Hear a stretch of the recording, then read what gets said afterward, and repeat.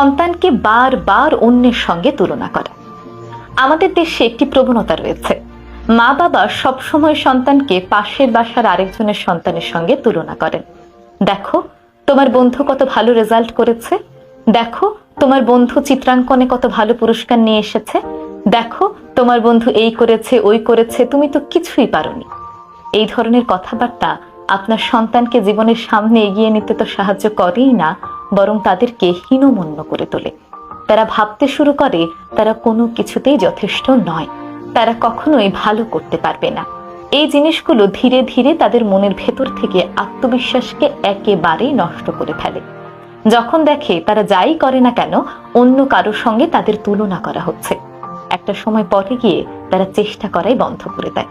কারণ তারা মনে করে তারা যতই চেষ্টা করুক না কেন পাশের বাসার ওই ছেলেটির চেয়ে কখনোই ভালো হতে পারবে না। ফলে তাদের আত্মবিশ্বাস যেমন কমে যায়, তেমনি কাজ করার স্পৃহাও কমে যায়।